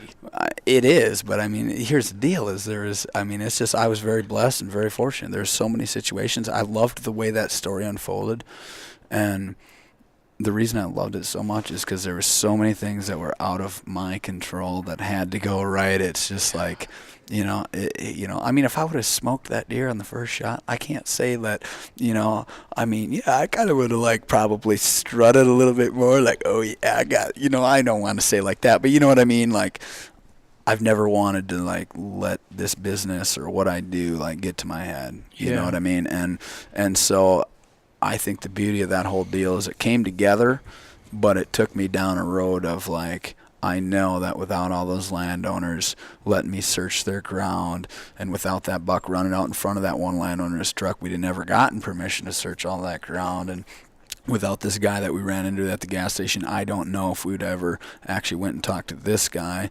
where we ended up jumping the deer. And there's so many, and then we almost got, that one on day 3 of looking for, you know what I mean? There's just so many variables that come into it that it's just like, that isn't from me. I mean, it's coming from a higher place, that it's just, I was just blessed, man. So it's just in fact, this entire business, there is just, when I think about all the things that we've documented and filmed and all the situations, it's just like, holy cats. I mean, it's, I put a lot into it, but there's just so many elements and so many different things that all I can say is I'm very, very blessed that, I mean, it's unbelievable. It ain't just my hand in this, and I've met a lot of great people along the way too.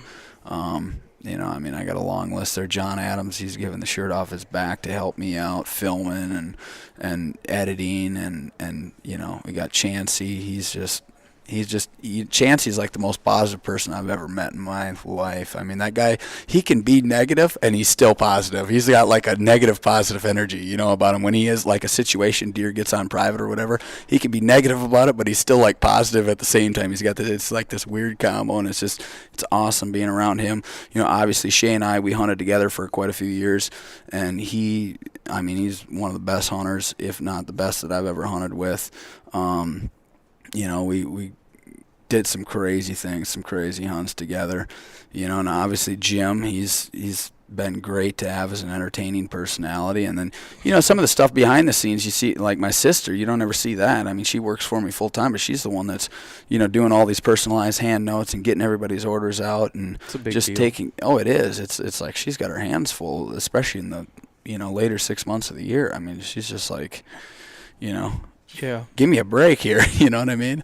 But she never complains about it. And I got a long list of people. Even people that have helped me out at these shows, friends of mine, and there's been so many people, even like Kobe there, the fella that, he's the one that put the recurve in my hand. He's helped me out. He's done all my point of purchase displays just for free, just for fun. Just nothing, never asking for anything in return. Just wanted to help me out, help the brand out.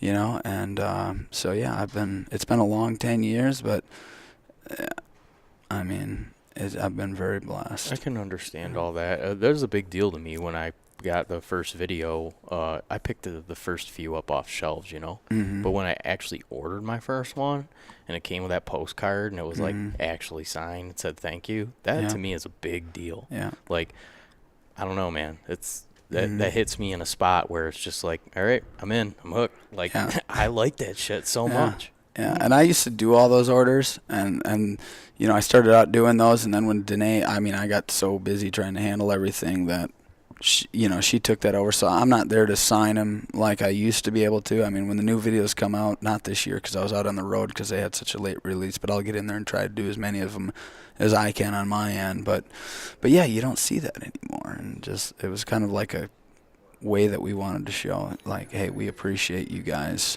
Right. and your support. I'm kind of blown away that you told me that. I would not have anticipated that DVD sales continue to climb Mm-hmm. because, like you said, that's kind of what people have been going away from. Mm-hmm. But I like having that, man. Everything's digital and so fast-paced now. Mm-hmm. It's like you have it in a digital format, and then something crashes and you lose it, and you forget it ever even existed. Right. But, like, with a solid thing that I can physically Uh-huh. hold, I don't know, it's more of like an art piece to Yeah. me, and I have it. And You're right. It's kind of cool to look at that set or whatever and have that hard physical copy. We're filming everything and planning to make our stuff digital download. We've been filming in 4K for 2 years. Obviously, DVDs aren't 4K. The content looks better, but even though it's standard def, but we're moving towards that. But here's the deal: is we gotta make sure that we don't slit our own. That's how we make our. We can't do it if people don't purchase it, and it actually is going to end up costing us more to go digital to sell it. If we sell it at the same price, it's going to cost us more. really, to be in Yep. a digital space. To be in digital to offer that. The service is going to cost us more than the actual physical price. I get that. A lot of our costs are just the camera gear, the being out there in the fall, all the computer system, all the like this last project we had over 2,000 edit hours. Thank God I don't pay myself much because we'd be broke. We'd be out of business. But that's where our main costs are. And so for us to move to that digital platform, it's going to cost us a little bit more. And we want to make sure that people are ready to, they're willing and ready to pay for that. And also we got to make sure that we protect ourselves to where, we can't afford to have people buy one copy and have 20 people log into it. It will be out of business. You know what I mean? Right. So, that's because that's that, or we'll have to go the sponsored route to fund it, and then it won't be quite the same anymore. No, so and it's a challenge. It's still like I make it a point every year to buy these DVDs. And I look forward to it so much, and it's probably honestly the only DVD that I bought. Probably 4 DVDs in the last 2 years. Uh-huh. They're yours set from last year. Thank You're you. set from this year, and I probably only have a DVD player to continue, and I'll continue getting DVD players to keep watching them.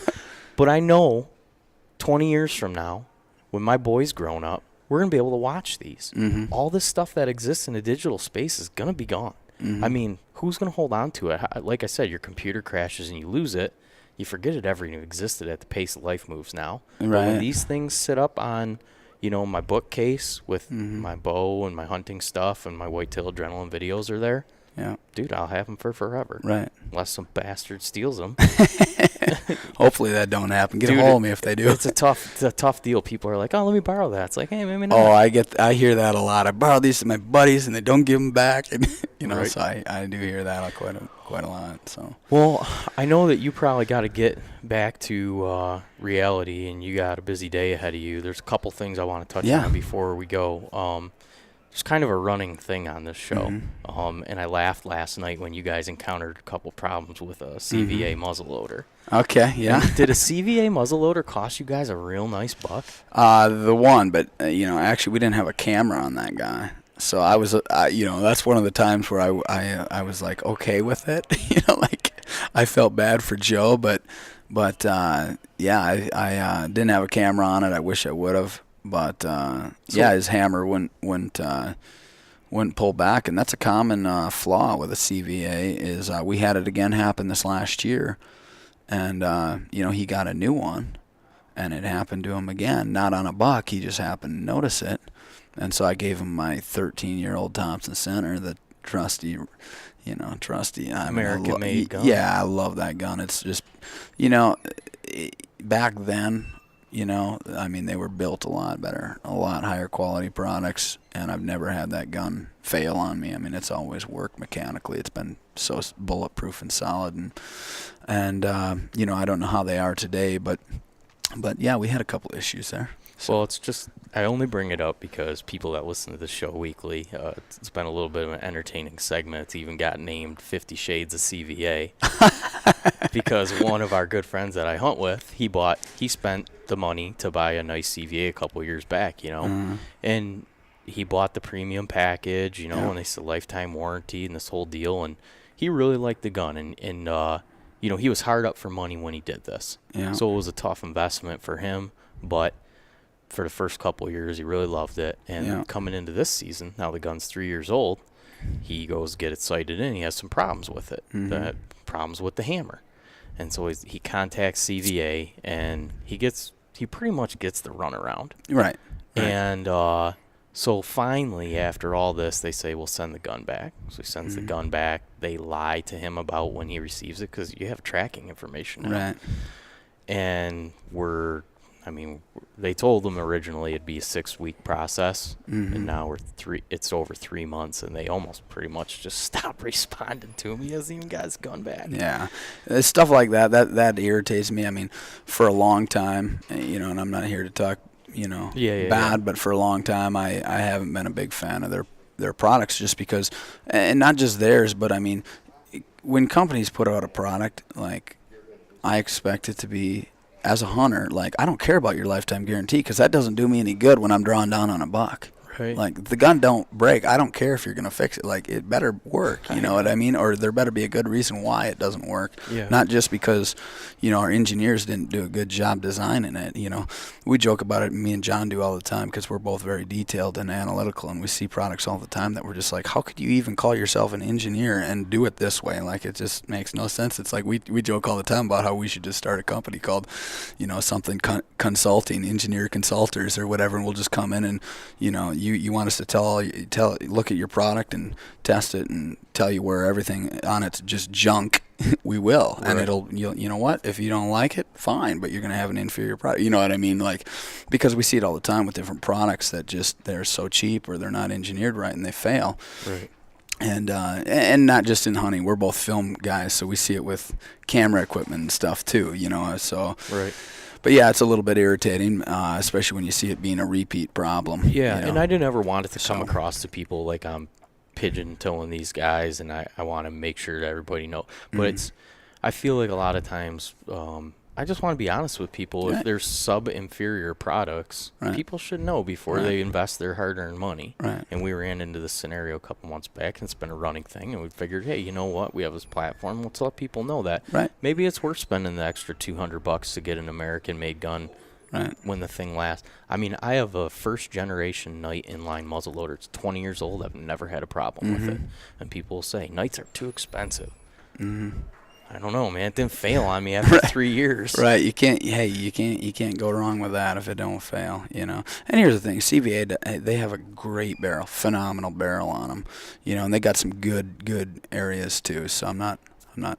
I mean, I didn't mean it to come across that way. Here's the deal: is I film it. Whatever happens, if my TC Encore would break or whatever out there, you know how I am. I'll film. You know, it's just like I don't pick favorites. You know, whatever, however.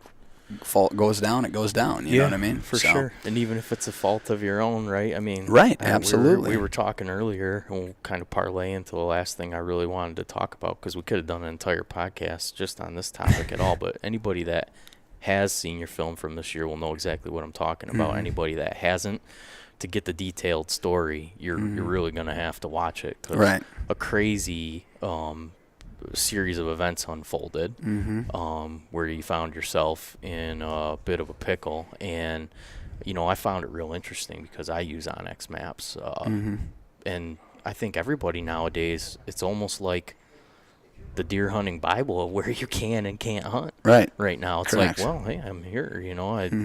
And it doesn't work that way, right? Correct. Here's the deal with, I don't know about every state, but almost every state, at the end of the day, it's your responsibility to know where you're at. And they word it that way because, you know, all your property lines, all your, whether it's public or not, that all comes down to human, you know, if it's wrong, it's a human flaw on say, the map side of thing or the GIS department. Here's the deal. Onex's information is only as accurate as where they receive it. Right. And they're very, very accurate, in my experience, with those county. They typically get them from the county GIS departments.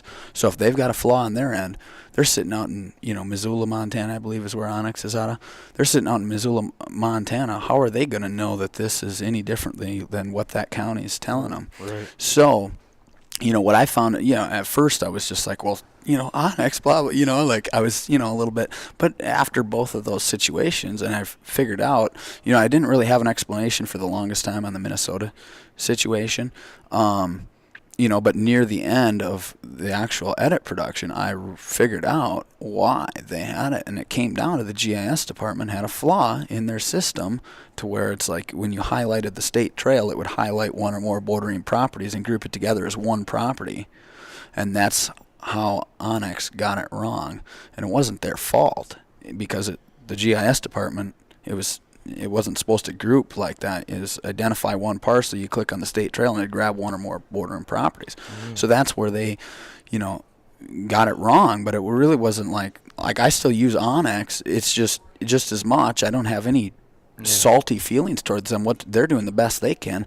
But for me, you know, in both those situations, there was some things that I should have double checked. That's what it really boiled down to, is I should have done what, you know, if it would have been 5 years earlier or even 2-3 years earlier, sure, I would have double checked. That's what I always did. But here's the deal, is I'd done it long enough that I, you know, saw this and I saw these different sizes, and I was like, I went a little bit too off my gut because so many times it takes so long to track down the right person that can actually tell you, you know, is this accurate or not? And so, you know, it was one of those deals where I was frustrated about both those situations, but I knew where I messed up.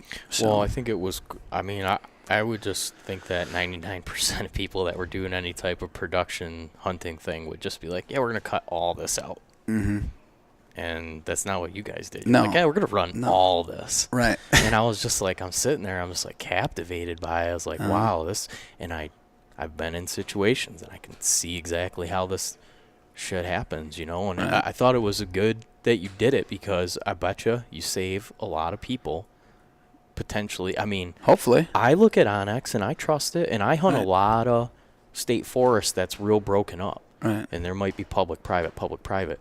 And I'm trusting that thing to be accurate. Right. And now I'm thinking in my head, I'm like, oh my God, you know, what if I shot a deer and I'm dragging it out to my truck, and the CO is standing there and they're like, hey, you know, we want to have a little discussion with you. It's like, wow, you can't, you gotta Right. And it's hunter responsibility. It's hunter's responsibility, which is crazy to me that there can't be any discretion there, because basically what that tells me is I could have a map from the DNR that shows it as public, and if it's wrong and they don't have, let's say they don't have signs up and it's wrong on their map, and it's my response, like, how do I know? Like, I'm coming from a different state. How am I going to know any differently than going off of your, you know what I mean?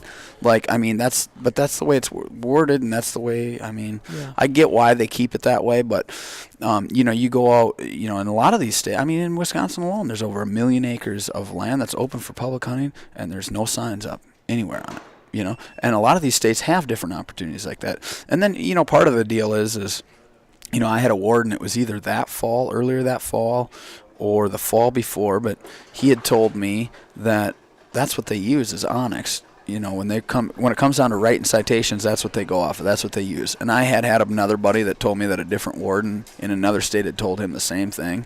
And so I just kind of like, between that and using it over a few years, I got too comfortable with. I can see how you know what I mean? It was just one of those deals where, you know, I mean, it was a bad deal. Because you've never had any type of trespassing violation never. or anything in your entire life, Nope. right? Nope, never. Then for it to just boom, boom, like, it was just crazy, you know. But so is that your first time where you're on the wrong side of the law? I've never been walked off, you know. With a CO?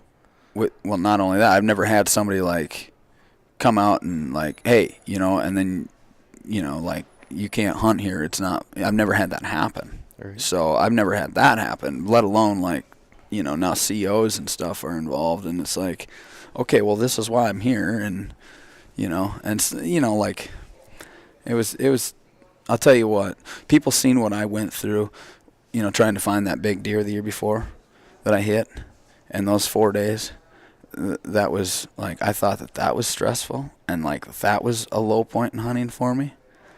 That wasn't even, like, close. I mean, what I went through with everything, you know, with those series of, you know, situations is, it really rocked me. Let me tell you, it affected me for a long time. I mean, let's just say, you know, I mean, I don't want to go into all the details, but, you know, I maybe drank a little bit more than I should have last year on the show road. Just, I mean, I was just going through a real stressful time, and you know, it's just, you don't know how people, it's like, I'm putting this out on video, and you don't know how people are going to, you know, take it. You know, it's like, I'm out there trying to honestly do the best I can. You know, I can see where I made a mistake, or, you know, where I should have done things differently. Right. But, you know, here's the deal, though. I mean, last week was Pennsylvania, the big 9-day show. I had so many people, including state trooper, and another couple cops, and let's see, I think there was another one too. But all I'm saying is I had so much support from people that just, like, I can't believe that. Like that's awesome that you showed it all, and they're just so supportive of it. Don't let this affect you, you know. And I'm just like, thank you guys, thank you. Like, you know, so you know, when I hear stuff like that, it's like, all right, we're gonna be fine here. Dude, I can tell you without question, if I rode up to a piece of property and it shows on my digital map that it's public, right, and it's not posted, I'm not even thinking twice about going out there and shooting a deer off of it. Mm-hmm. And that's essentially what happened at the surface. Correct. Until you dig real deeper into it, and there's a ton of layers to it. And like I said, people would have to go watch it to even get a general grasp of how detailed and how, I mean, I'm not an idiot.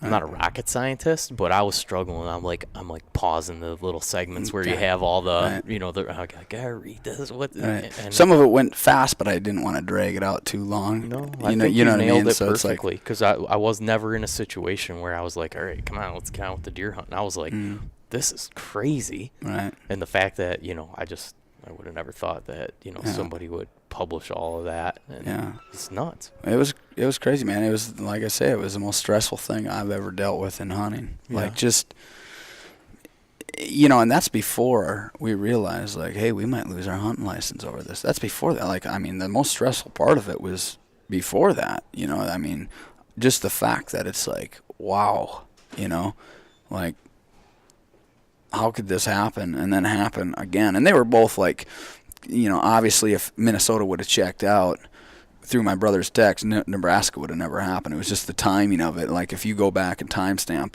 like, that's why I put all the dates and everything in there in the times. It's like, I got that text from him, like, that it got confirmed, like, the Minnesota stuff got confirmed, like, 40-some minutes before I got in this situation in Nebraska where I'm like, okay, I'm feeling pretty confident. I mean, I'm still a little bit skeptical, and that's why I made, a call to a buddy of mine, that's hunted Nebraska a lot, and kind of that's why, I had that, is because I was still skeptical about it, Right.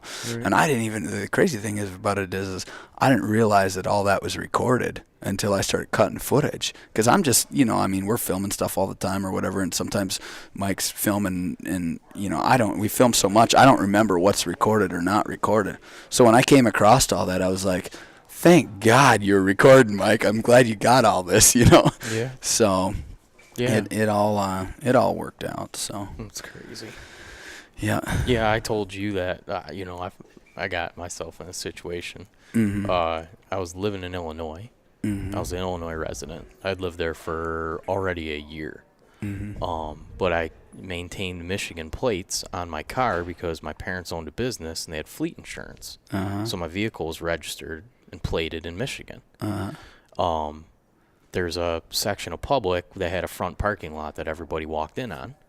I made a deal with the landowner on the back side that I would do some plumbing work for him if he let me park in his driveway and come in the back door of this public land. Uh-huh.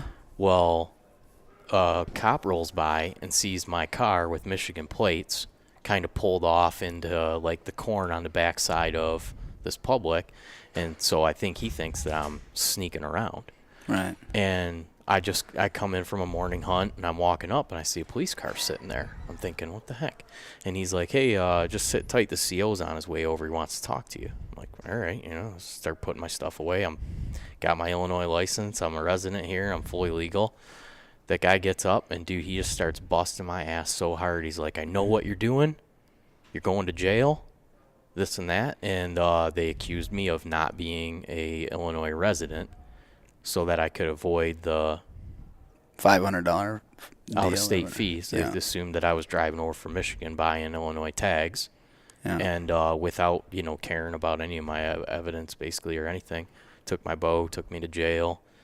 Yeah. This is like 1 week before I have a big hunting trip planned, and I get all my hunting stuff confiscated. I have, at this point in time, this is 10 years ago. I don't have any money. Yeah. Now I have to post bond. Yeah.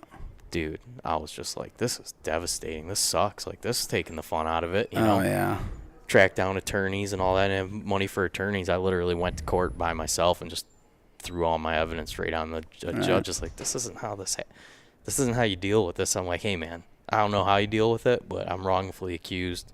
Luckily, the CO recognized what was going on. I had all my pay stubs for a year of living there, Right. my lease agreement and everything. Yeah. They gave me all my stuff. It took me a month, but I got all Right. my stuff back and this and that. Right. But yeah, man, went to jail for deer hunting. Dude, that's crazy.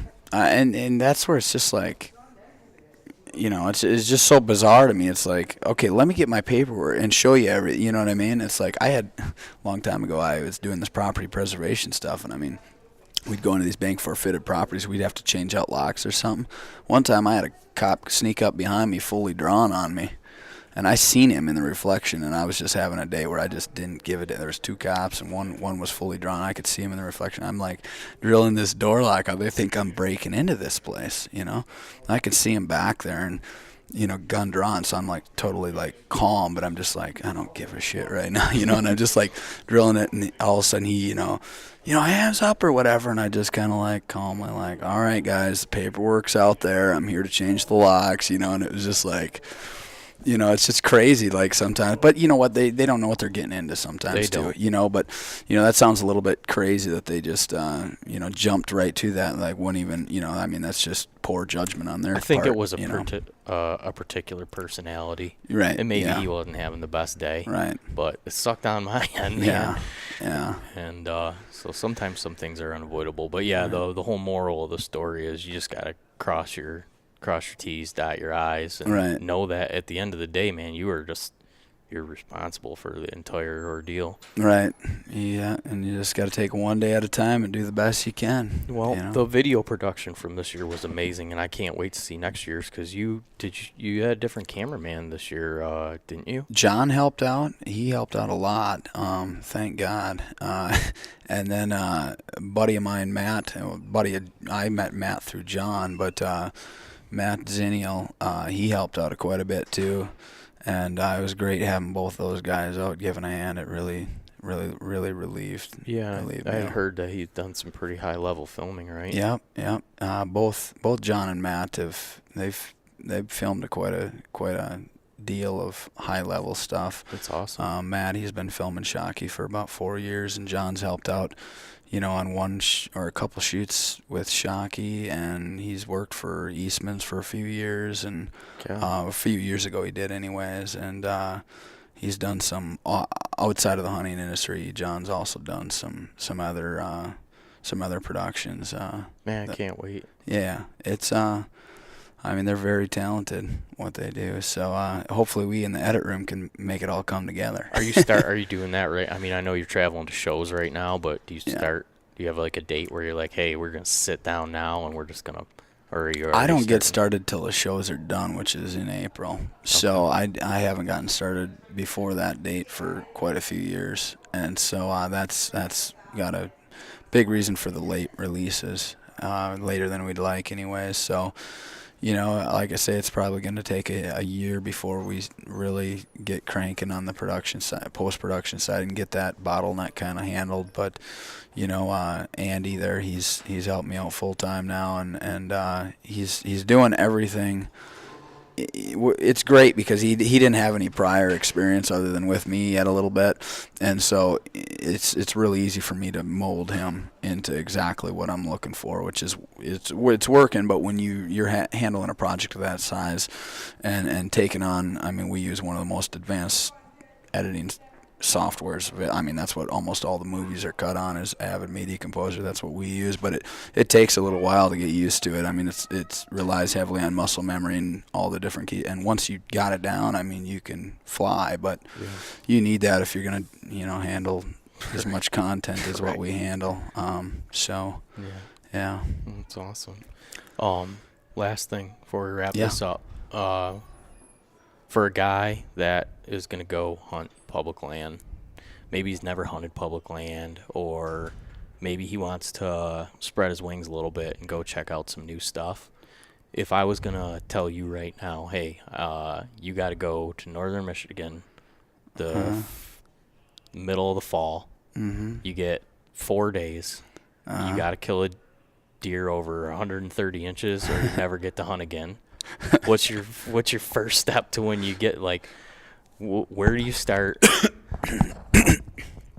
I know that you'd have a plan, so like kind of lay it down for me. Well. Here's the deal: is if you wouldn't have thrown the you got to do this or you never get to hunt again, I would have said, you know what, I'd pack about 230 packs and call it a day and just go up there for camaraderie's sake. But I'd give it a whirl. But I mean, here's the deal: is I didn't grow up, with big woods. I hunted big swamp. That's what I hunt primarily. There's a lot of swamp, I mean, up Okay. in that area. But, just the overlay of basically like how you look at things from when you're sitting at your house, maybe looking at a digital map, things that you're looking for, to like when you actually get there, boots on the ground.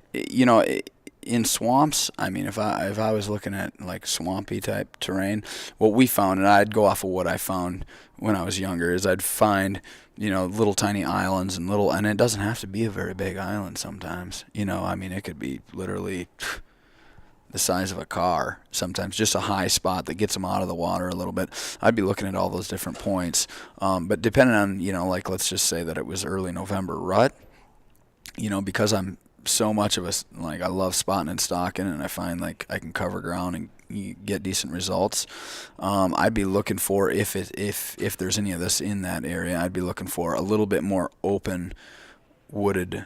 It doesn't necessarily even have to be ridges, but I like a little bit of ridge, and I like a little bit more open woods for that, because that's the time when those bucks will start to feel comfortable getting exposed out into that. But the reason you need a little bit more open is just because you need to be able to see them before they hear you. If you're going to target thicker stuff, you got to really slow down. Unless you have wind on your side, you got to really slow down and take your time. And for me to come into an area and try to make it work in 4 days, I got to cover some ground just to eliminate a lot of acreage that's not worth my time. And so I would probably target stuff, wooded stuff that's a little bit more open, but I'm all on the ground typically. I don't know what kind of swamp. See, I grew up in a lot of like tag elder swamp type stuff where I'd climb up like a tamarack and I'd get, sometimes 30 feet up there, and the tree would be, like a pop can up there, and in that case I would hang a tree stand in some of those, and it'd be like swaying back and forth, but you could see over and you could kind of monitor and see what all those deer were doing. Right. I would do that in that, so every, I don't know what kind of swamp terrain's up there, but the biggest thing is that I've found though is it's just you can't be afraid to overstep, and when I say that is I'm never too afraid to bump a deer out, because it seems like, at least, I got to cover a lot of ground sometimes to eliminate that. So that's just part of the deal. And you know what? Especially when you're talking about public land deer and you're talking about high pressure deer, those deer grew up with it. They're used to it. They know it, and they're almost like comfortable with it, but they're not. They're not comfortable with it momentarily, but they're just like another day to them. You know what I mean? And so I don't think it affects them as big a way as we sometimes think. It's Right. like, oh, I blew this buck out of here and he's never going to come back. Like, no, that's like his sanctuary, He's going to eventually come. He's there for a reason. You don't think he's ever encountered it, sometimes they might have a rare case where they've never bumped into a human at this spot, in their lifetime. But, I think it happens more than we'd like to think, especially if you got wolves and stuff like that up there too, Right. No, wolves in the UP. Right. Not in the northern lower. Sure. Yeah. Right. Do you ever had situations where you spot a buck and he spots you, but he doesn't know that you see him and he just hangs in there? Like, I've seen so many times where I'll be walking through the woods and I'll be like, oh, there's a deer there. Oh, it's watching me. But it doesn't know that I see it. Mm-hmm. And I'm impressed sometimes at how they'll hang in there and how close they'll let you get versus just taking off and running and jumping. And I've wondered if you ever encountered that where you see a deer, he sees you, but you just kind of go about your business, and then, or is it typically they're just gone? Are you saying like you notice him, he sees you, and you keep on moving? Yeah. You keep on like on a steady walk. Like I'm not moving? even. Yeah. Okay, I think you probably see that more because you're dealing with more higher pressured deer, that are a little bit more, like they're tolerant, but they're not. They've got a really good like sense of like what's a human threat and what's not. Right. When I'm dealing with these deer that are in a little bit lower pressure, and sometimes quite a bit lower pressure areas than what you're dealing with, Right. they don't tolerate that. The only time they're going to tolerate something like that, like, hey, what is that? They haven't determined a lot of times that I'm even a human yet. They're just like saw a little movement through the trees or the brush. So that's when I freeze, put on the brakes. They sit there, they stomp around a little bit, and sometimes you can fool them out. Sometimes you can trick them out. They'll drop their head, pretend like they're doing nothing. They're watching you, and snap their head back up, and it takes 5, 10, 15 minutes to finally convince them that you're nothing at all. Like Right. they saw something on, it's kind of like sometimes you think you catch something out of the corner of your eye and you look and you're like, after a little while, it's like, oh, maybe I'm seeing things, Right. It's kind of like that same thing. I see that happen all the time. I don't see it happen what you just described there very often. I've ran into that a few situations, but I think you see it a lot more in your higher pressure situations where they don't want to blow out because they don't know what's over there and they run into human pressure too much. So they're more like apprehensive of even moving. Like if you're going to blow right by them, sure, I'm going to let them. Yeah. You know, Yeah. it makes sense for them to do that because they're living in a more pressured environment already. Right. You know, as soon as they detect that you're a threat, obviously they're like, I'm gone, you know, Right. and they've got a really good sense of that, I think. But I've been surprised, and you touched on it earlier. They don't go far, and I think a lot of that is they don't like to run into the unknown. Right. They like to go just enough distance where they don't feel like you're a threat anymore, and they like to stop and evaluate where they are. Right. And I've seen that a couple times. Like keep walking. I'm like, this deer there again. What's he doing? You know. Right. But yeah, they just don't want to go running 4 miles. Right. No, not in the situations that you're talking about. It's just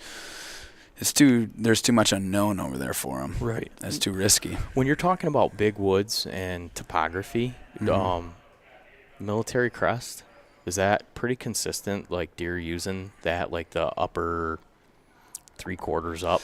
I mean, I've noticed in your videos, it seems like you guys set up there a lot when We you're do. doing. We do, but a lot of times when we set up there, a lot of times that's more like your bluffs. I ran into these unique hills a couple years ago, and I've ran into actually a few situations in different terrains like this. There's these certain types of hills, and I don't even know how to explain it, but they're just more rolling, and they got more like, it's like it's really hard to navigate in them. They're not like straight ridges. They're just, it's almost like those hammers that they use for cooking that got like a bunch of, and it's like somebody hit the earth with that almost, so to speak. I mean, not quite like that, but they just got all kinds of like stuff going on. And I was spotting and stalking for a couple of years in this one area, and we almost killed a few big bucks in this terrain, but it was so frustrating because those deer would literally be anywhere. Like, normally I'm scanning like the tops of the, more closer to the tops of the ridges, but these types of hills, they could be low, they could be mid, they could be high, and literally like it was just like you had to scan it all. Whereas normally I can kind of like, okay, breeze over the bottom, breeze over that, okay, nothing, all right, spend most of my time up here surveying the top. But that type of terrain, it's just like every time I wasn't focused, and I seen this time after time again, we'd like, what the hell is that big buck doing right there?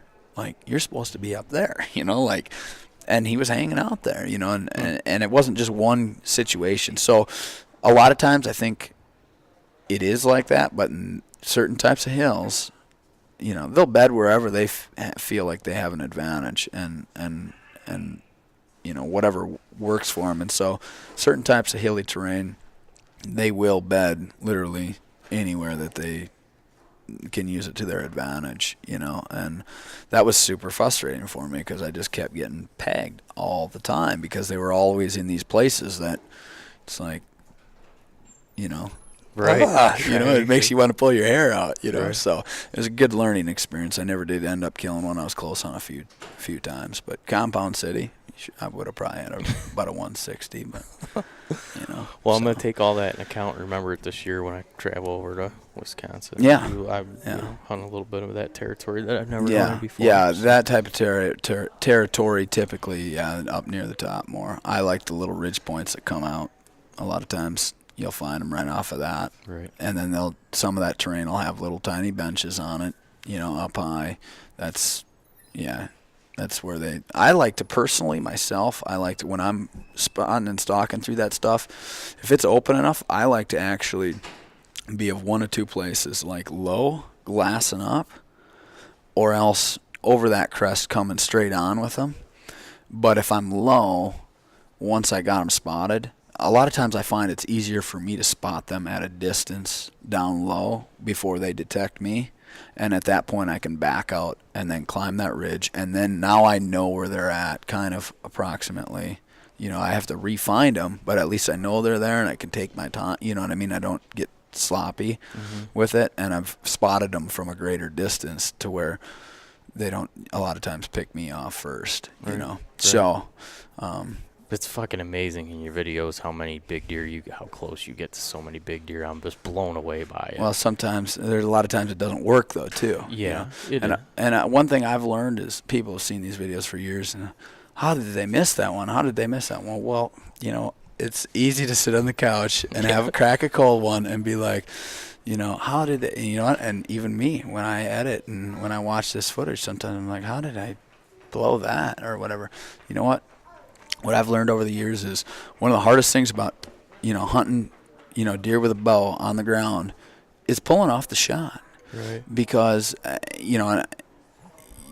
you're going head to head, face to face, at their level, and you've maybe crawled, maybe you've crawled for 10 minutes, maybe you've been crouched up for hours, and that affects your shooting. And then you finally get into range, and a lot of times these deer, at least for us, maybe it's just because we're filming, because that's the other thing we got to think about is we got to get a guy with a big giant camera in behind us. We got to get him snuck in too. You got that going on. But a lot of times by the time you're letting that bow go, that deer knows you're there. So you're rushing your shot. You're been crawling around. You haven't had a chance to range it most likely, because if you do that, you only got 2-3 seconds to pull this off. And there's a lot that's running through your head in a quick amount of time. Like, is this deer's tense now? He knows we're here. I got 2-3 seconds to pull this off. Is he 30 yards or is he 37 yards?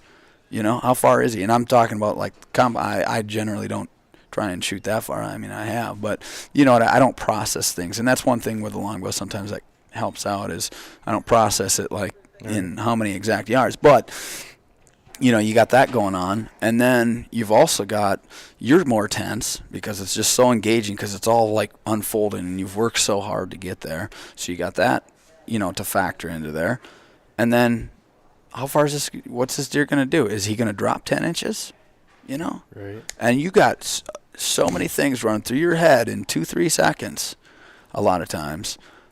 Like, it's just, a lot can go wrong, and it does. So it blows my mind. Like, I thought that was one area that, a few years we'll get really, really good at closing the gap on that. No, we're still missing deer. So it happens, but you know what? That's all right. That's part of hunting. Yeah, so, everything's different under pressure. Yeah, if I got one every time I let an arrow go, it wouldn't be fun anymore. I would not enjoy it that much anymore, you know what I mean? Right. So, well, dude, you keep flinging 600 grain arrows out of 70-pound longbows at deer, and I'll keep buying these videos until you stop making them, because that shit is, there's nothing like watching that. I mean, on the ground, 7 yards from a deer, and putting an arrow in a...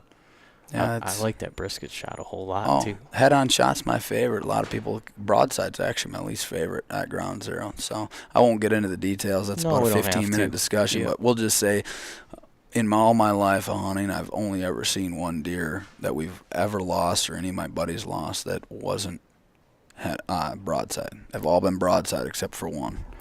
So, you know what? I love quartering too, and I love head-on. You got to have a good arrow set up to get through it sometimes, but... Right. But I'm talking from ground zero. That's a whole different deal. So we're not going to get into that topic. But dude, thank you.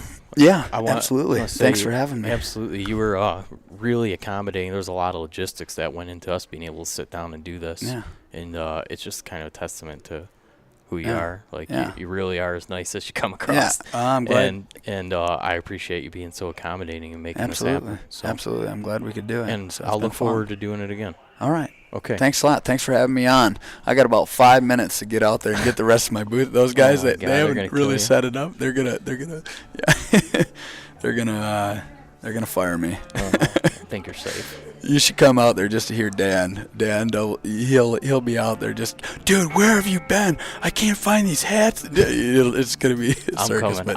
I'll take the heat. All right. Thanks a lot. Appreciate it, Kevin. All right. You Bye. too.